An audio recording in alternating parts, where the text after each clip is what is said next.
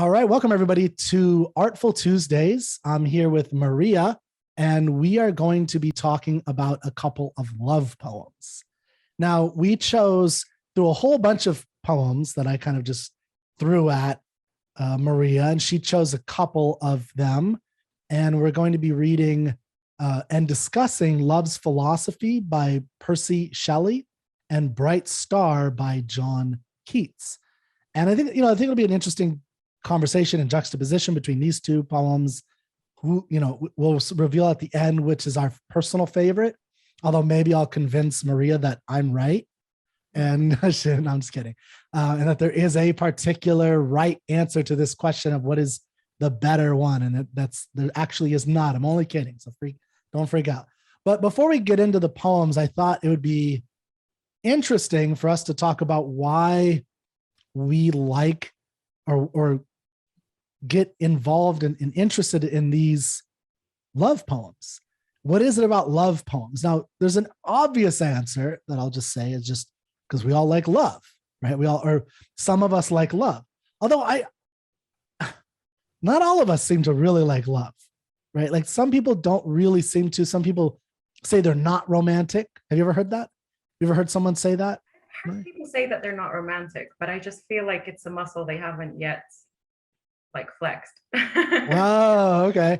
I think I'm in the same camp that you are, more in your camp that they just haven't experienced it well. Yeah. But I do think I get a sense that there are some people who are less romantic in nature at some level. They're just obsessed or practical in a certain way, and all that romance stuff just annoys them or whatever. They just don't get as much. Sure.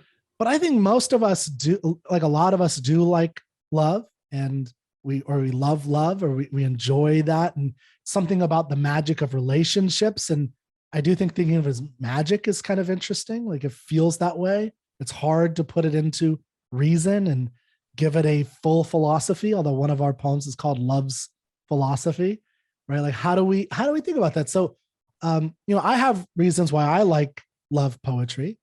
And I think I've always loved love poetry and poetry about relationships and about men and women when I was in relationships. I've loved sharing that with the person I'm with. And I have some pretty awesome, saucy stories about that. Oh yeah, I think we should talk about those. And then I also really love poetry when I'm not in a relationship, right? Like it does something, gives you a model, an image, something to aspire to. But Maria, since we've talked about this on the show before, you've done episodes on ARCUK about relationships and men and women and things of that nature. Why do you love poetry? I think like any art, first it's a point of reference, I think, for how you experience relationships yourself.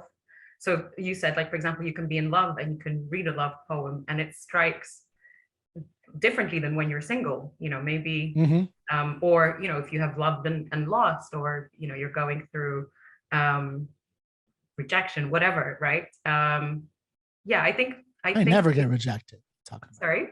I said, I never get rejected. What are you talking about? Good for you. No, but that is the opposite of the truth, but keep going. I'm sorry. I didn't mean to. No, so yeah, it's a point of reference. I think with poetry, because I don't write poetry and I guess I don't consume it as often as I could and should. But I think you read something like a poem and it's almost like, oh, other people have gone through this that I have gone through, whether in a relationship or unrequited love. So yeah, I think I find it very powerful when someone who lived, 300 years ago wrote a poem for his loved one and chose the words so well that me reading it, in 2022, I'm reading it and I'm like, wow, I felt that, I've experienced that. Yeah. Or oh, I wish that I was, I wish I would have been the one who could find those words to dedicate to someone that I loved. So yeah, I think mostly that's why for me. But much like literature or paintings that we consume, I think poetry, yeah, they're all kind of in the same domain. But for me, it's more like a point of reference. Yeah. Or coming to something that I couldn't myself maybe articulate. And when you read a great poem, it's like, wow, I felt that really touched. So the universality of it, I think, is part of, and I think that's what makes great art is that it can touch a person 300 years later, even though you're separated by culture, by empire, by generations, by language changing, even the language itself, and yet there's certain connections between us. I think that's a wonderful part of art, is to kind of see these. And then you mentioned choosing the right words. Yeah. And I think this is an experience that many of us who've been in and out of love have experienced.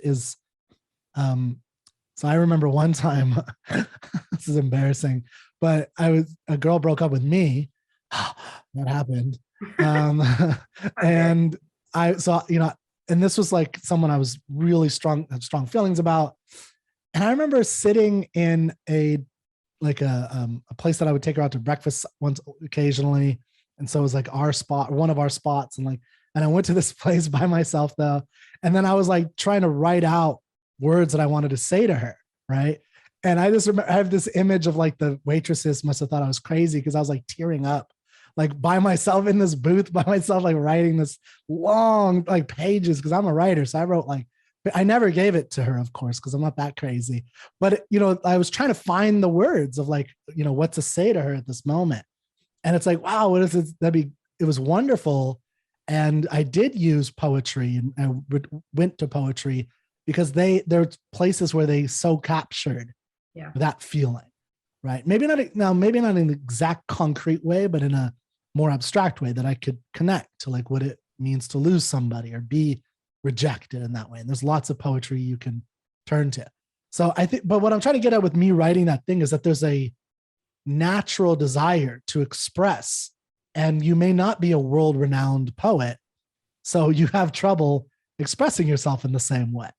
And that's what's wonderful about great poets, is they can help give you the words that you need when you don't know how to express yourself properly in a certain context. Sure. So, I mean, you don't have to have a guy write a poem for you, but even if he reads one and he's like, this really resonated with me when I that made me think of you when I read it, and I want to give it to you, here, read it. I think that's really powerful as well. For sure. Do you say that never happens? Never happened. Never happened to me. But you're dating the wrong guys, because that only happens with me. I never don't do that. I mean, you kidding me? There's no way that I would go this is just me. Everyone's different, but I think one, like what we're talking about now, is I really recommend to all guys to read a little bit of poetry, even if you're the most macho anti-emotion guy in the world. I always use the example of Achilles, the great warrior, the greatest of all warriors of all history. He was crying playing his lyre when he left. He was a man of his own emotions too. Even if you're a strong man, you need to understand your emotions. You just can't be controlled by them, right? Yeah. And poetry is a really good way to kind of reach that level and try to understand of yourself and get some connection and emotion in that way. And I mean, even if you are not a big poetry lover and she's not a big poetry lover, if you connect, if you find a poem, once in a while, once every couple months, share a poem. If you're in a relationship, for instance, with each other, if you make a connection on a poem that you both like, I mean, that's really profound. I mean, it's very similar to people find their song, right? A couple wants to find, it's the same type of thing. And I just say that this is a way to expand that.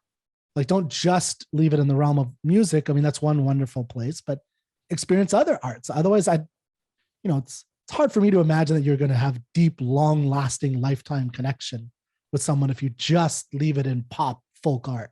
Yeah, I think that's good, and I say go for it. Do it in paintings, do it with sculpture, do it with poetry, with novels, with everything, movies. And sometimes you're not going to connect on things. Sometimes she'll love something you don't. You love something she doesn't. That's great. But when the lightning strikes and you find the one that both of you connect on, whew, that's passion, baby. Poetry is vulnerable. I think people are too scared to be vulnerable. But I mean, of course, if you're in a loving relationship. Well, if you're in a relationship, hopefully and it's going well. That's the one place you should do it the most. Yeah, for sure. But I think I love vulnerability. I think it's powerful and it's ways to connect with people. I mean, somebody has to earn the right to be vulnerable. Yeah. I've kind of, I could do it sometimes on a podcast and talk about crying in a booth by myself. But there's certain things I won't share, like without saying, without getting to know somebody. It's not like everything. It's part of doing podcasts. You kind of have to train yourself to reveal certain things about yourself so that the listener can relate in their own mind, right? And that's what a poem's doing. So maybe we should move to the poem.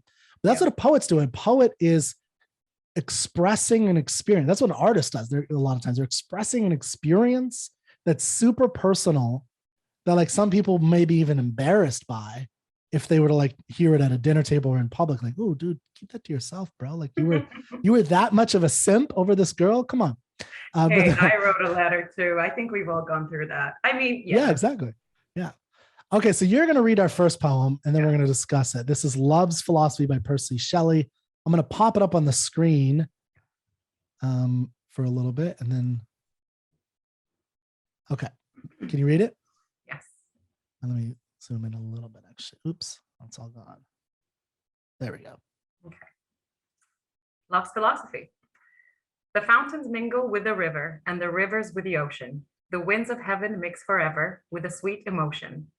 Nothing in the world is single. All things by a law divine, in one spirit meet and mingle. Why not I with thine? See the mountains kiss high heaven, and the waves clasp one another. No sister flower would be forgiven if it disdained its brother. And the sunlight clasps the earth, and the moonbeams kiss the sea. What is all this sweet work worth, if thou kiss not me? Nice. Perfect. It's kind of an invitation, huh? So like what's the point of all this, right? Like, well, just kiss me, babe. Come on. I know. So on the whole, I really loved this poem when I read it first. I thought Are you changing your mind now? Well, there's a bit of a but. And I mean, I don't know. Shall I give my sort of general overview or? Yeah. So first, what do you think is going on in this poem? Yeah. First, let's talk about it. Well, for some reason, I think first, whenever I read love poetry, I always think that it was written in letter form. But when I read it a couple of times, I thought that actually, to me, it feels like the author, and it could be a man or a woman because it's sort of genderless here. Get it? I feel like they could be walking like by the seashore or somewhere in nature, and he's observing all this nature and almost like pointing it out to this girl that he wants to kiss and connect. So I loved the sort of, it's playful, it's quite simple, it rhymes, and the rhyme is quite simple as well, I think. I mean, at least compared to the next poem that we will read. And there's just something very innocent about this poem, which I think I liked on first impression. Why do you think it's innocent? What makes you think innocent? It's like, what do you mean by innocent? Innocent, as in like there's no heavy words. It's almost like, this guy. And I'm not disagreeing with you. Yeah. I'm just asking. I think the nature. I think of it's very airy. There's a lot of river, ocean, high heaven. He's talking about the sky and the water and the flowers. And I don't know. It's almost. I feel like whenever there's a lot of nature, there is some kind of like purity and innocence to it.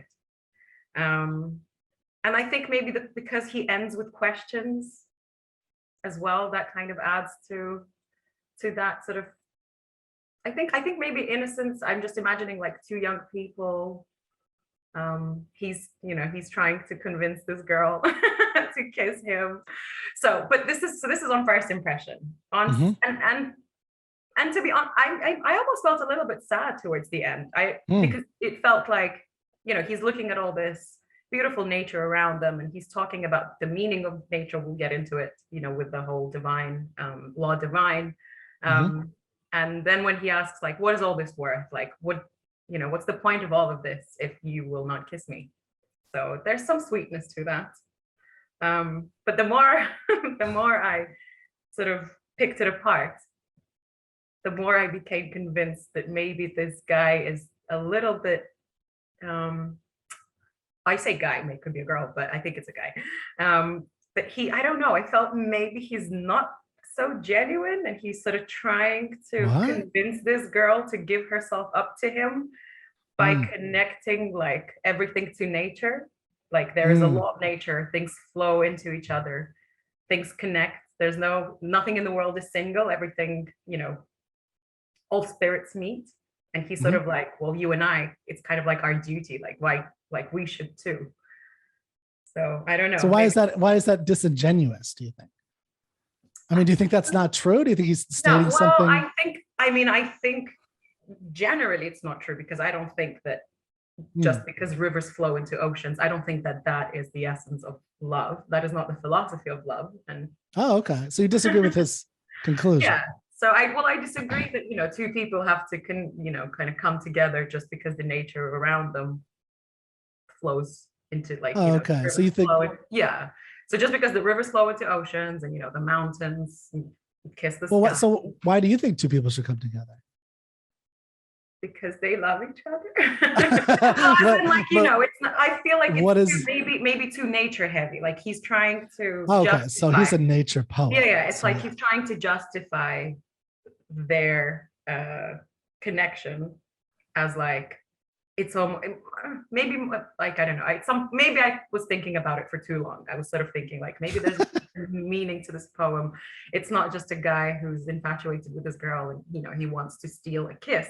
Maybe there's like a You deeper, think like he? maybe he's trying to like trick the girl by telling her, well, Dang. look, like look, all these mountains are kissing the skies, and all these Well, rivers then, are flowing do you into think oceans. so? This is like You and going in a I. whole different direction now. So, do Yeah. you think like seducing a woman is trickery on any level?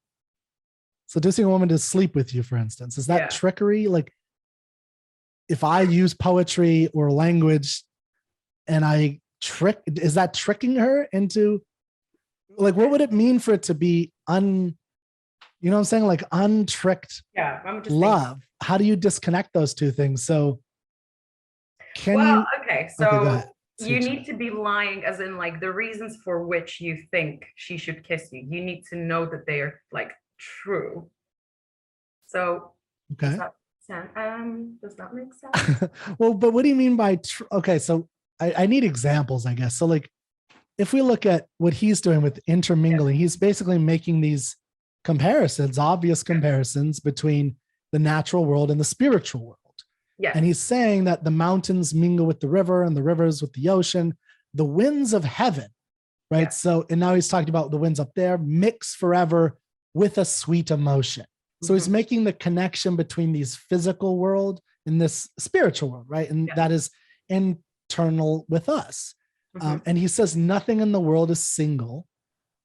So Yeah. here, this is a Plato's idea, by the way. If you know, Yeah. like Plato's symposium or something, where he talks about, I think it's Socrates, but he talks about like how, or one of the people on the couch talk about like how we were all in mythological times. We had 4 arms, 4 legs, and a god punished us by cutting us in half. You've heard that before, and that we were Yes. all, Oh yeah, of course. And we're just two spirits we're looking, just 2 spirits trying to find two each parts of other. one person trying to find each Yeah, other. and all things by a law divine, and one spirit meet and mingle. Why not I with thine? Mhm. So I guess I could. So if I try to see from your side, if you're saying that he's simply arguing that there's mingling out there, Yeah. that's part of the natural world, Mhm. which is true, right? Yeah. And he's saying it's connected with our emotions, and our emotions also have this mingling, and that's who we are, is how we experience the world, right? This is our emotions. This is, Mhm. if you don't connect, if love isn't an emotion, what the hell is it? Right? You feel it very strongly. That's part of it. Yeah. Now, later Ayn Rand would say that there's reasons for it, and we can talk about that, but it is experienced as an emotion. Like, it's a very intense emotion. It's probably the most intense emotion a person will feel in any, like, in terms of the magnitude of it.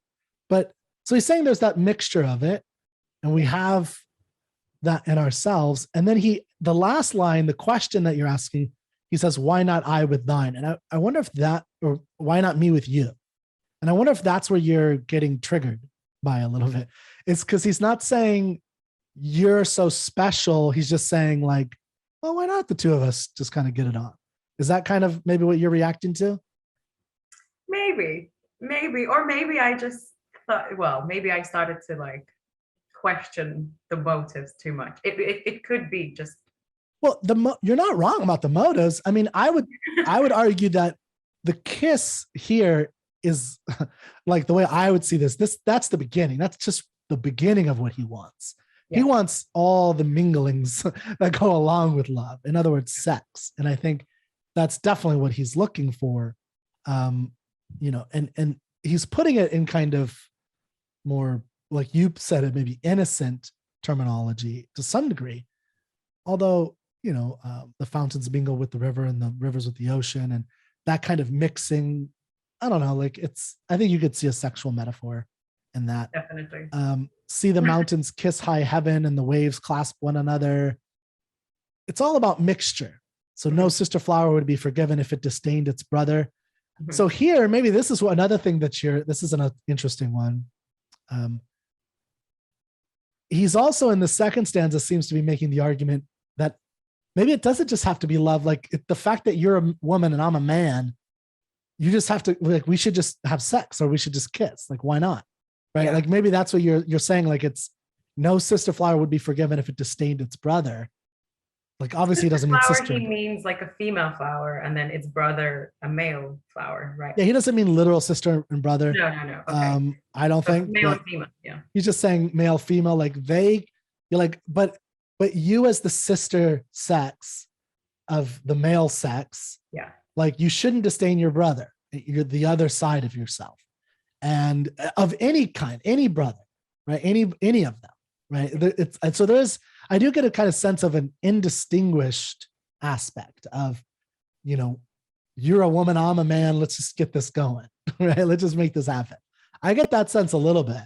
Yeah. And that's part of his love's philosophy is like, so I would call him a very early hippie in a sense, like a free love person. Yeah. Yeah. Like, yeah. Come on, babe, let's just have sex. Yeah, maybe we don't have the deep connection, but I'm a man, you're a woman. We're here.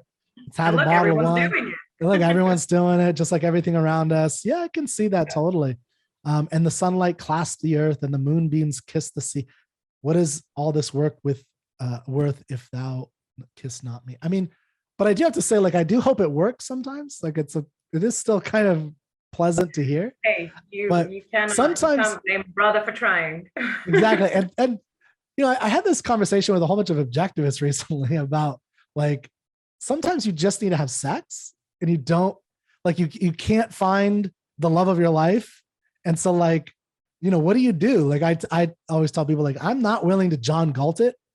You know, John Galt went 10 years without sex. I was like, sorry. Like, no way, dude. And I understand that he knew his love. Okay, I get it. And that's awesome. But still, you know, like you're only alive for so long. You're only young for so long. Like your sex drive is going to go down. That's just natural. And so you have to like, so there is something where you shouldn't have sex with like, I don't like there's another person there that was arguing that we're kind of all like, you know, just meat bones grinding on each other. It's just meat grinding on each other. And that's what sex was. Powerful imagery. Yeah, exactly. But so my argument was that you can find connections with people, even if it's not deep love. No, and you know, sex doesn't, even if it's not, you know, like you said, you know, deep love or relationship, it doesn't have to be like completely meaningless or, you know, sort of like void of anything. Like sex is very life affirming, right? Yeah. So well, it should be. It doesn't have to be. It doesn't have to be. But like if you treat it like meat bags grinding on each other, it may not be. Right? Like with the type of person, or if it's like, you know, banging in the back of the club real quick, drunkenly. I don't know. I don't find that as like a real expression of love, or even connection of any kind. Although like I've never done that, but I have had one night stands, and there is a pleasure to it. But you, like anybody who's had any kind of connection, there's a much deeper connection that you can achieve.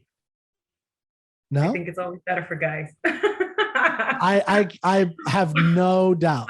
Like I know that's like always better for guys. Yeah, exactly. And that's the resistance on the other side of like, male and female. And yeah, because a guy can get his rocks off a lot easier is one simple thing. But but even for a guy, this is my thing for guys, even for a guy. So yeah, there's a momentary pleasure that can be got from a one night stand or perhaps the back of a club, which is something I've never done. And it does not appeal to me at all. It's just like, I'm all sweady and it's like loud. That's the lowest. It's like, what? But this one person was like, yeah, they done. It's like, all right, whatever. And I know people who've done that, and it's, so anyway, to each their own, I guess. But like a one night stand, like there's layers where it's like, if you've had sex with someone that you cared about on any level, and you've had a connection, and you've, gotten better together, even like sex is 10 times better than when you just have it one time, or in the back of a club. And that I think that's a truism. Yeah. Now, maybe some people can have like world shaking sex the first time and the only time they sleep with someone. Maybe, I don't know. I don't know if I can, I don't think so. But I think like, even then I would argue you're missing the psychological and spiritual connection that does come with getting to know somebody a little bit, even a little bit, right?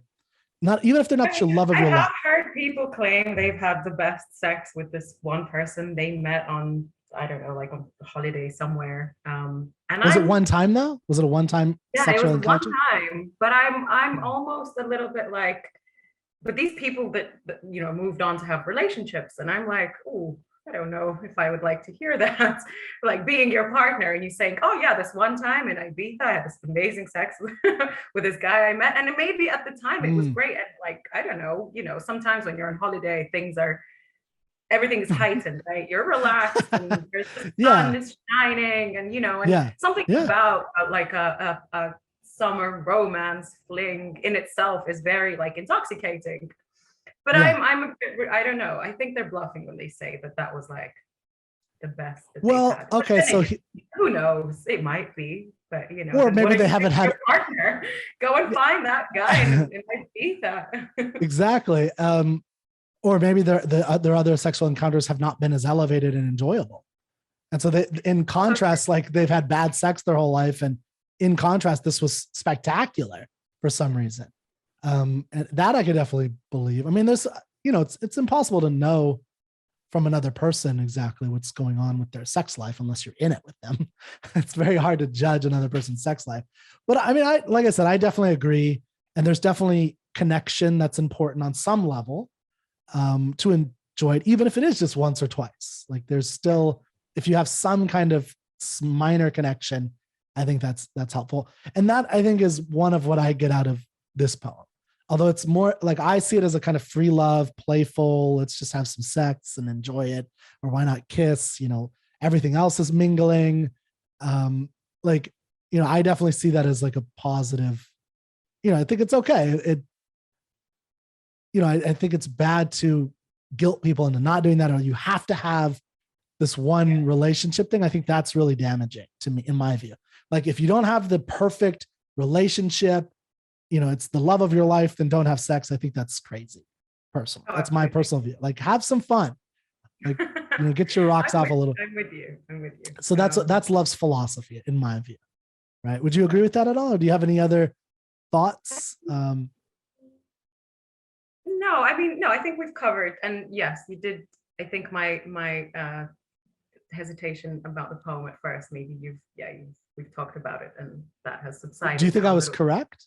I mean, I don't know. I hope I guess what I was saying is I just hope that the author believes what he says when he says it, when he uses it as sort of like justification for why they should get together. It's definitely justification. It's definitely seduction. Okay.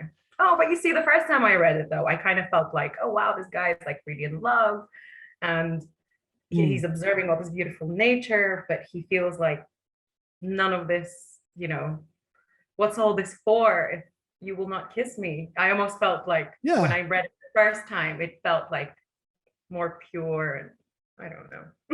I think but I don't think you're necessarily wrong. All I would say that we're picking up on, maybe the right term is a playful look. So I'm taking it into one direction, you're taking it in the other. I don't think they're necessarily wrong, either one, but I do think that it's overall a playful look at love and connection. And that's, like because he is making an argument about, like, look at all these physical things and how they all connect in the world, both spiritually and physically. Well, so just to throw it back to the times in which it was written, and obviously poetry then has always been very nature heavy, and I think a lot of things were, well, not always. This is the romantic movement, so this is a reaction. Sure. But a lot of things were, so a lot of things that people were going through in their personal lives, like nature was always like a point of reference. Like, oh, we see this in nature and we see it with people.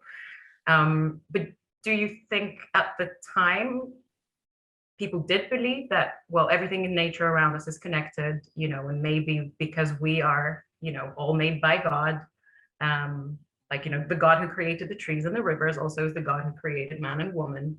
Mm-hmm. So, yeah, no, I do think that. I think he believed that. So they did believe that at the time. Yeah, I mean, they were all radicals. Percy Shelley married Mary Wollstonecraft Godwin, who was the daughter of Wollstonecraft, Mary Wollstonecraft, and William Godwin, a philosopher who didn't believe in marriage. They were radical. They didn't believe in marriage. They didn't. They were, and there was a kind of free love aspect in them as well. They got married for their daughter, because even though they were radical, and Mary Wollstonecraft is like she's like the beginning of feminism. Right? She writes about the vindication of the rights of women, which is aimed, I think, at men in a sense, actually, as a thing. And so, but she's a little bit more about this open sexuality a little bit. But again, I think from the woman's perspective, which is kind of not being tied down necessarily, Percy Shelley, Lord Byron, they were definitely seen as the, sexual fiends of their era, in a sense. Like, they were all about sex and free love in that sense, especially Lord Byron, but Shelley as well.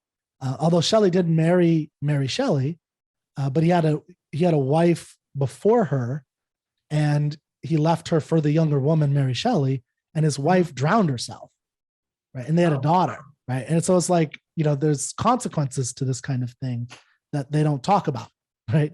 And so there's a lot going on in their biographies, but I think he definitely was he was on the side of having sex a little bit more. So just before we start the next poem, do you think when you're reading poetry, it is important to then have the context? No. Know a little bit more about the writer, times in which it was written, or do you think that you need to take the poem at face value, and whatever you derive from reading it is what that poem means, or to you, for example, at least? Well, so that's a deeper question about interpretation. My answer is, with old literature, over 7,500 years old, you do need to have some historical context. Yes, I think that's very helpful.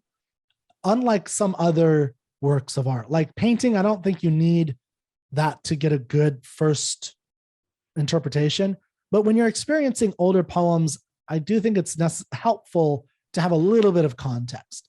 Now, with this poem in our time, I think you can get, so again, I want to emphasize, I don't think you're wrong at all. I'm not saying you're wrong at all in your interpretation or your views. I'm just giving a little bit more, I think, to add on to it, really, that there is a playful sense, that you're saying that there's something, you felt there was something a little disingenuous about it, right? That's how you put it.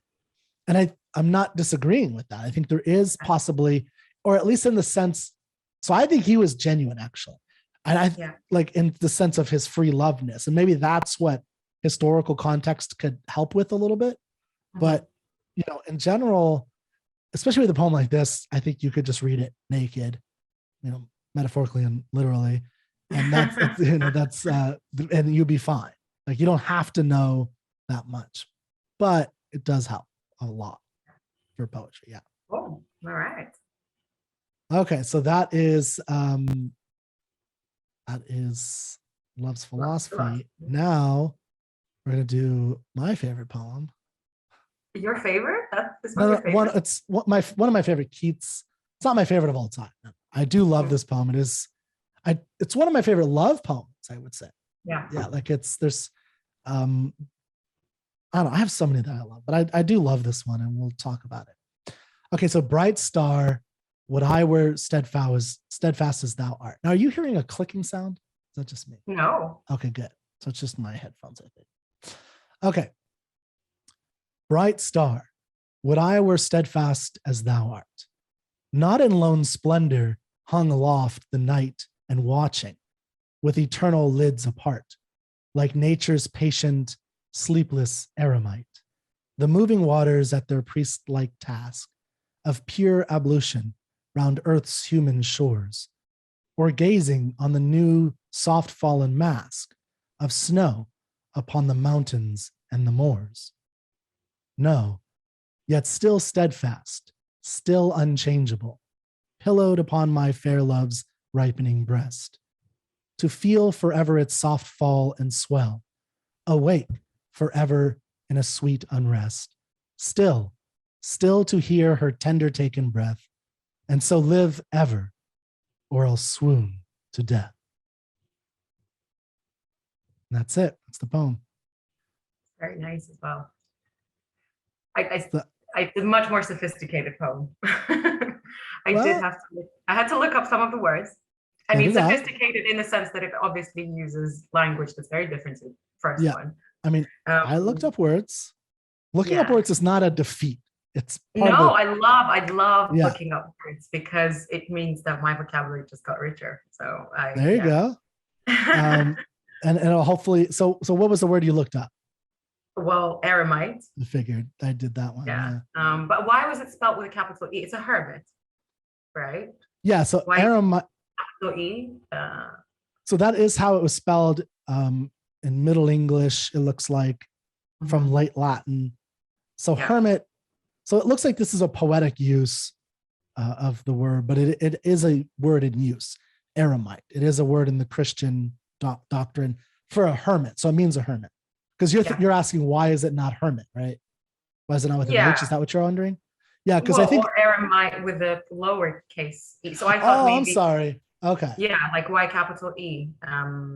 So that's a good question. I actually don't know. I think my assumption was it refers to one, there's a whole reason for capitalizing nouns sometimes to kind of give them, what is it called? Reification. Grander. Yeah, grander, but just also like emphasis and also kind of thingifying it, a word, I guess. Anyway, eremite, I think, might actually refer to a specific quote or something in the Bible or something like that, like an action, because it means not just a hermit, but a Christian recluse.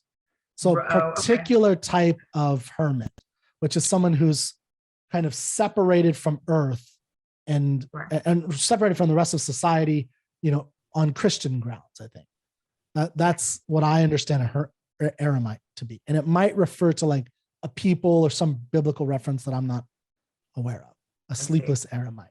Yeah, no, that makes sense. The other word was ablution. Cleansing? What's that? Ablution? That was the second word that I looked up. That's a good one. Yeah. I didn't know of its existence. So now here it is. He's introducing himself to Maria tonight. Yeah. So the act of washing oneself. Yes. Right. Or a ceremonial act of washing parts of the body or sacred containers. I'm gonna bring these words. I don't know if it's just a word I didn't know, or if it's a word that's no longer in use in modern. It's not in use much. Yeah. But whenever I read something and a word that is no longer used, I feel like I'm just gonna throw it in conversation with people and see if it catches on, right? Well, people could be like, "Oh my God, yeah, Maria's." Well, I don't know what ablution. I guess it's a noun. So what would how would you use that in a sentence? Yeah. The women, here's the one in the dictionary. The women perform their ablutions, but but you have to know what ablution's in. There's no, you cannot make it active. Like I'm ablution. I'm gonna go ablution. Make it a verb. So it is a noun that looks like it refers to an act, right? So it seems like it comes from a ritualistic type thing, like a ceremonial act, right? The original use was as a term in chemistry and alchemy, meaning purification by using liquids. Oh, interesting. Hence purification of the body by washing. So it has like a pure sense, chemical, washing the body. Yesterday I was performing my daily ablutions and I got a phone call and really great. Next time I'm going to use this with my friends, and I just want to see whether they question it or whether they're going to be like, "Oh, damn, this is a cool word." Well, they're probably going to be like, "What the hell's it? What's a daily ablution now?" Like, if you don't know that word, that's going to sound really, because you don't use that in normal terms. So, like, you'd have to know what an ablution is to know what a daily ablution. That's true. That's true. Yeah. But then they would be the ones who pick it up, and then they would be like, "Oh, yeah." Okay. So there's a word I didn't know. Well, I'm glad you have that kind of I'm gonna make it super casual, like, "Oh, you don't know what ablution means?" Like, well, probably like no one will say anything, and because they don't want to admit that they don't know something.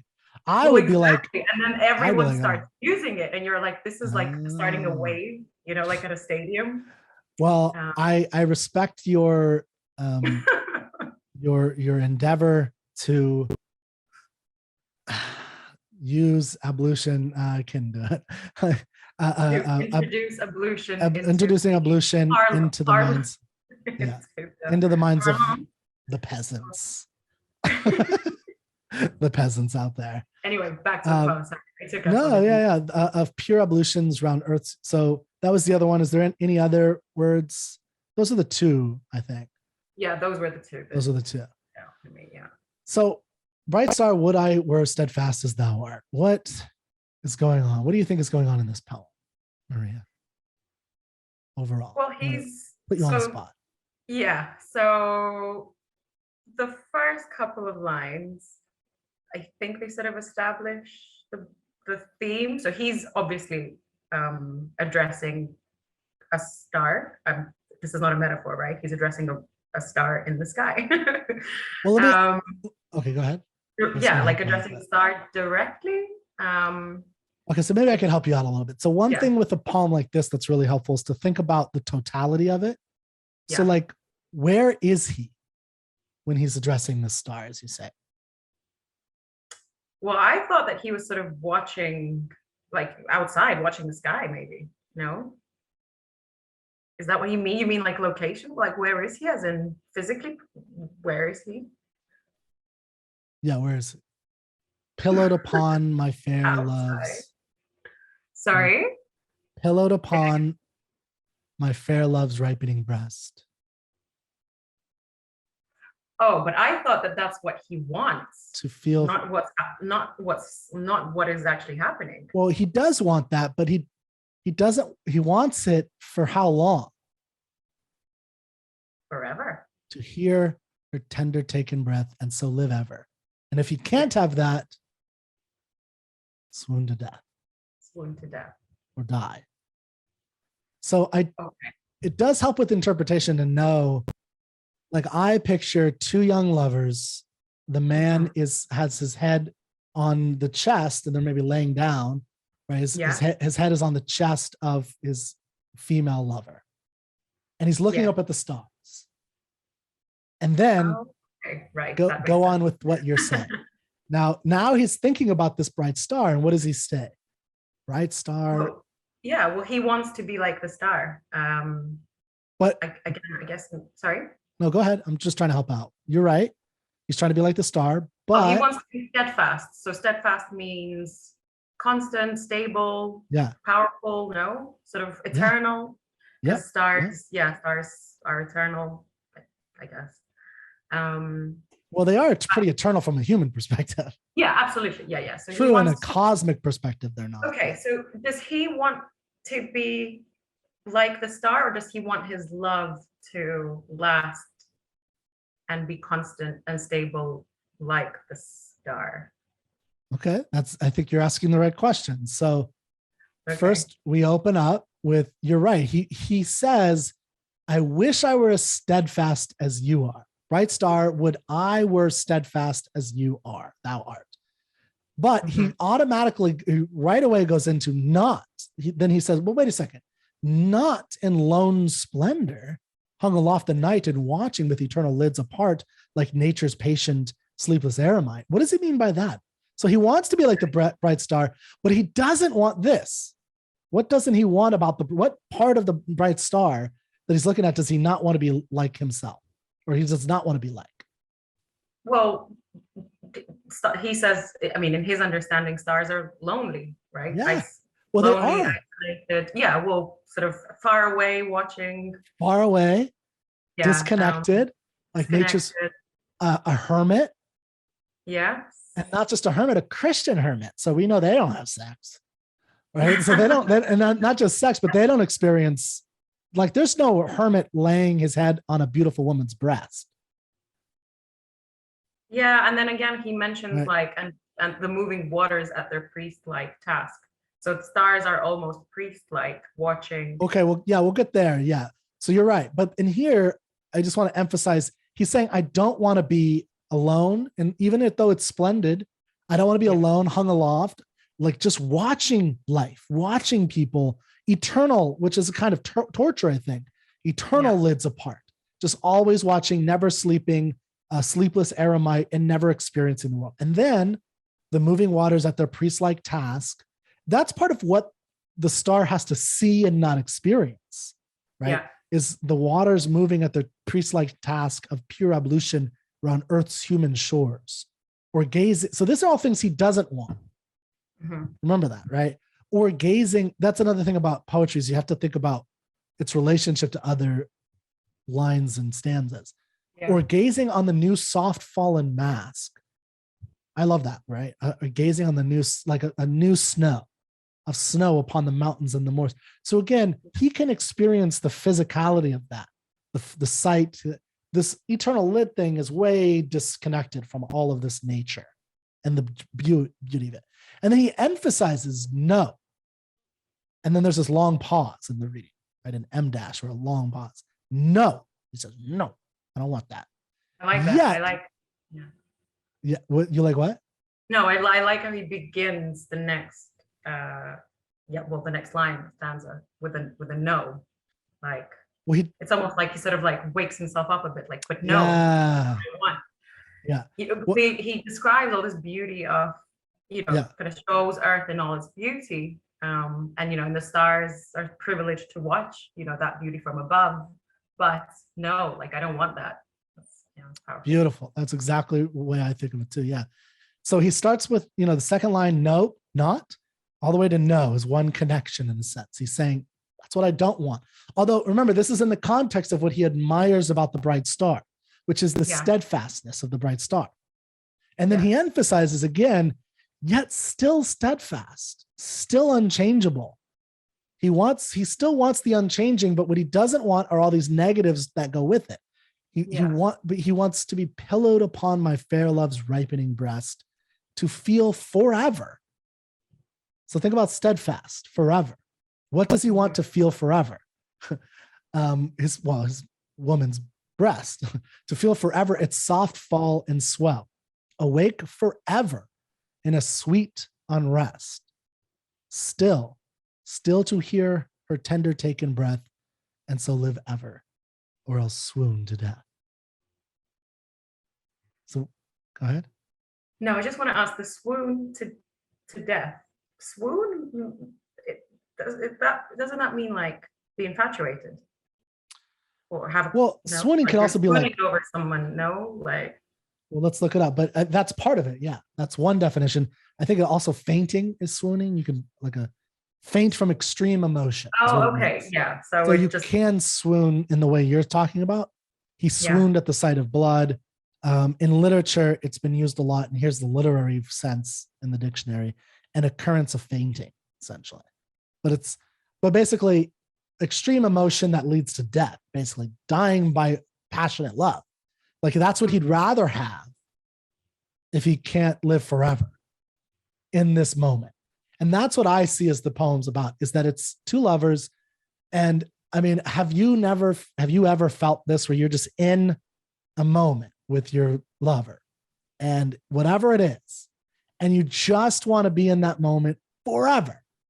But you don't want, like what he's saying here, I think, is he doesn't want the disconnection, the coldness of eternality. That's like the danger of living eternally, is that you don't have the physical connection. He wants the physical connection, which is by nature has to fade, right? He even uses the term ripening breast to kind of indicate the kind of, upward ascension, rather than the natural sense of a human is you ascend and then you descend into mortality or into death. But he wants this to freeze this moment.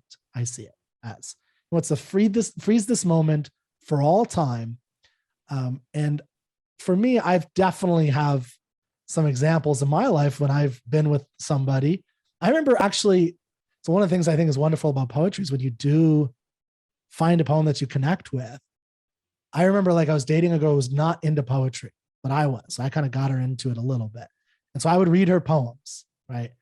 And there was one, and I also have other little things. I'll like leave them on her voicemail or something, some stuff like that, like little things. And there's one that like she really liked finally, like, and we connected on one, and it was about Bowers and I remember she was driving somewhere, and I was following her. It's like we were leaving work and we were going to meet at a bar, and she called me real quick and said, "Hey, pull over here." And so we pulled over, and she's like, "Oh, I saw this when I was walking the other day, and I wanted to share it with you." And it was a bower, because she had never heard the term bower. And it was a poem that we had connected on a bower. So it was a tree, right? But a bower is a tree for two lovers. It's like shading for two lovers is how it's often used. And so, she pulled over, and we just kind of laid there and just hung out. Didn't even really say much, maybe talked a little bit, but it was mostly just enjoying that moment.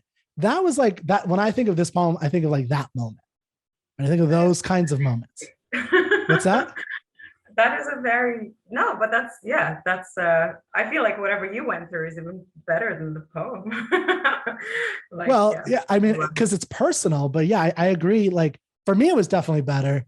But I think it's the same thing though. Like I was just, although she was probably on my chest, I don't think like when we were laying down, usually the girls lay on my chest. I don't usually lay, I'm too big, they'd be crushed. And but, I think, I'm just kidding, but what I'm saying. It's common. It's more common that way. But so like my point is that moment though, and I have other moments like that, right? Other moments with women, not exactly like that exact but that thing. And that I wanted it to last forever. Like I didn't want to leave. And we had to go to, it's like, oh no, we had to meet some people and we got to get out of here. All right, let's go. Have you ever had a moment like that? Of course. Yeah. Okay. Yeah. You don't have to share it, but I think for people, it's something. No, I mean, of course, you go through, I think it's very natural to go through this. I mean, maybe, I think as a teenager, I was a little bit more dramatic. And I remember like my first, boyfriend, high school sweetheart. And I remember, I thought probably that was the first time that I had experienced that. But I think I was a little bit more dramatic in my younger days. And I think I remember like lying there, whatever, thinking, if I die right now, I will die a happy person. I don't know why I thought like the morbid side of things. No, I do. I think that captures the moment. Like, yeah. Life ended now. Well, hold on. I wouldn't be like, it's almost like I wouldn't be. Say what you just said again. Say what you just said again. You don't know why you wanted to be in that mode. You don't know why you had that morbid. So I guess I was sort of like lying there with my high school sweetheart and thinking like, if I died right now, like if life were to end right now, like I wouldn't be sad. Yeah. You're reading what I'm saying? Like, that's what he's saying. That's what I'm saying is like, yes. That is exactly what he's getting across. 100% the same thing. Yeah. Or you wanted this, and it, like, why did you have that sense? And you're like, you were saying at the beginning of our podcast, like having poets connect or say the words that we don't have in a better way than we do. Well, part of what you were experiencing in that moment, the intensity, the high emotion was, I want to feel this forever or die, right? Like that's one way to think about it. It's like, if I died, okay, this is it. This is like, this is the height of life. That's it's ever going to get. Never, yeah. And there is something in caps. Now, I think that's not true about life. And there are other poets you and I can explore together if you're interested, who kind of have a different view about, maybe this poet right here is like 23 when he's writing this, right?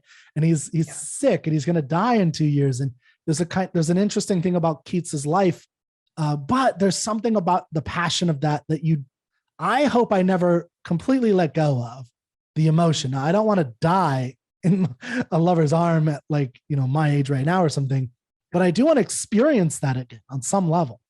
I don't think it'll be exactly like when I was 18, 19, like you're saying, but don't lose it. Don't lose that passion. God, not completely. And but he's capturing, I think, in words, that feeling, and hopefully you'll feel it again soon. No, but that's the thing with love. When you fall in love again, everything is new, even though certain emotions you already went through, like they're not completely new to you, but because you've had, previous boyfriends and girlfriends. But when you meet someone, you fall in love again, everything is new. And when you feel that, you're almost like, it's like, I've never felt this before. So I don't know. Yeah, I agree. And you'll often hear older people say, I feel like a teenager again, or she makes me feel like a teenager, or he makes me feel like a teenager, right? And I think that's capturing what you're talking about, is that feeling of love. Now, again, we have to, so anyway, we've had two different views of love in a sense, right? We've had this eternal, high, passionate view of, I want to feel this forever or die. Like this is the height of all passion and experience. And then we've had this other one where this guy was a little bit more calm, making almost kind of a logical argument, of like saying like, hey, look, there's a river. You see it's going to the ocean. Does that remind you of anything, baby? Come on, let's make this happen. Right? like that kind of idea. And I think there's, so I think there's, it's interesting to compare love, or to compare poems. And now, Maria, what is your favorite one now? Is it the same one, or did I convince you of switching it?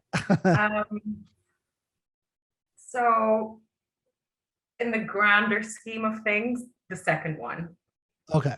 I mean, the first one I think just resonated with me because when I read, because it was so easy to sort of read, it was kind of self-explanatory. I think I was like, wow, this is a great poem. You don't need to study it.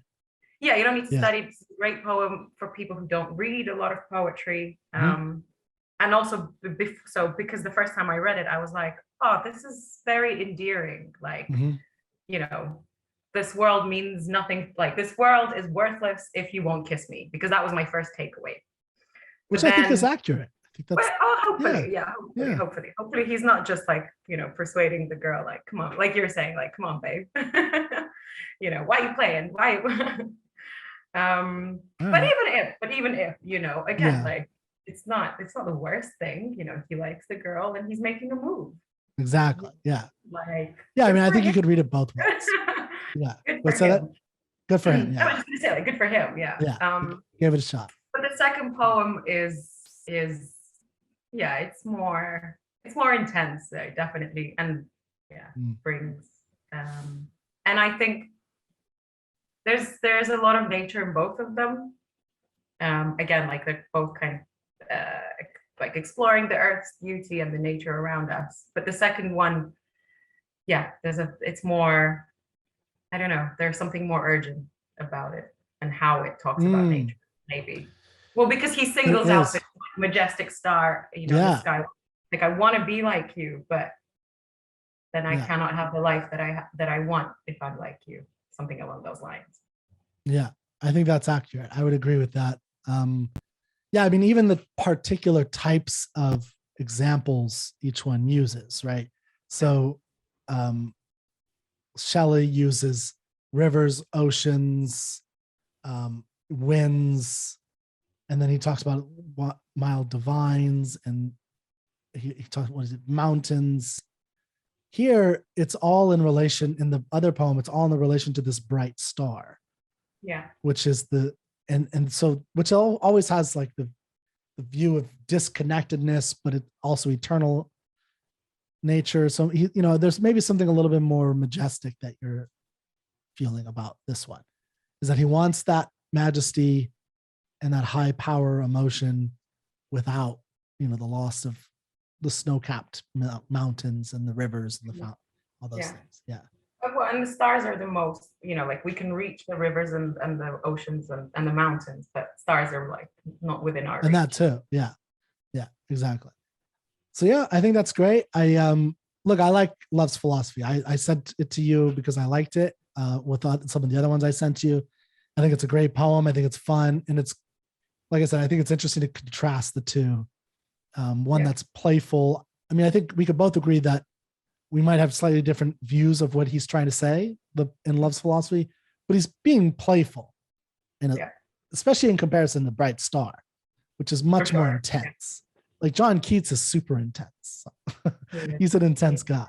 Yeah. And, but it's high passion, like as high as you can get. And, people point out that he died at 25, very young.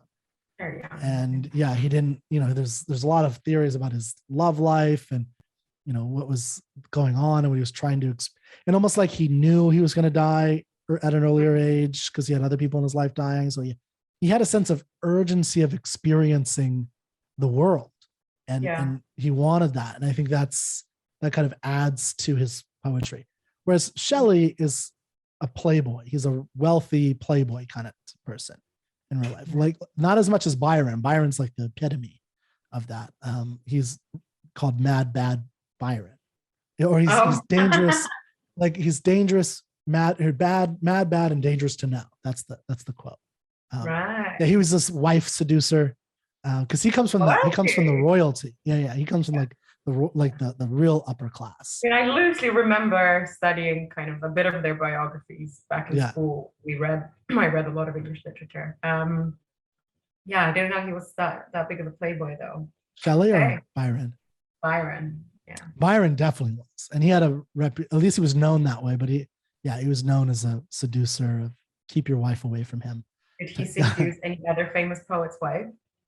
So not poets' wives, just like rich people's wives. Yeah. Like he would come to town and like seduce women, basically. Now, the reason I asked whether there was another poet is because then they have this like poetry standoff between each other. That was a good fun.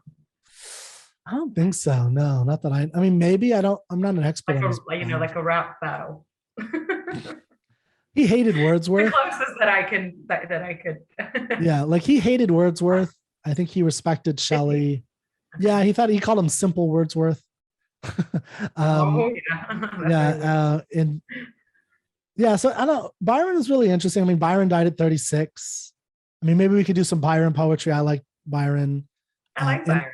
In my my magazine that I wrote, Troubadour. Did I give you one at last Ocon? Yeah. Yes. So there's a poem in there, and it's really an essay I wrote based on a poem called Lessons I Learned from Poetry. And the poem that I use is Byron's On My 36th Birthday. Yeah. Or On My 36th Day of Life or something like that. And it's a poem about where this 36-year-old man who's about to die, actually doesn't know that really, but he's fighting for something. And it's about like him changing from this lover, this guy who was a lover and only a lover, mainly known as a lover. I mean, I believe he slept with his half sister. That was common back in the day. I think it was more common, but it was still looked down upon. I mean, it was still like a big thing that he did that. Yeah. So that's the mad, bad, dangerous to know kind of person. Careful. You'll just sleep with this guy. And like he might have been mad, bad, dangerous to know. I mean, he might have been bisexual too. I'm sure he, was fine with men and women and all of it. I think also was more common at the time than we are made to believe it was. I think so. I think there's probably a little bit more of it than, and this was pre-Victorian.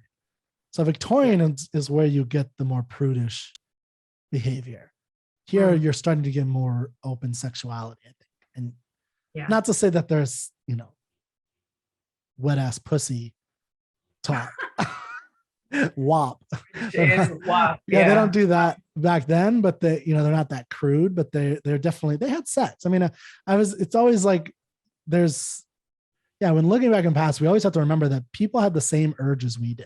They just had different culture views of taboos, crude, what's crude, what isn't. But they all wanted to get their rocks off, just like we do, just as much. They all wanted to have sex. Sometimes, and especially if you weren't a peasant, you were, had something more time than just survival. Well, yeah, if basic survival wasn't the only thing on your mind, and you had some leisure time. Life is leisure time. Yeah. All right. Well, thank you. That was fun. I hope you enjoyed Love's Philosophy and Bright Star. I enjoyed talking with you as always, Maria. And everybody, join us for next week's Artful Tuesdays. Thanks for having me.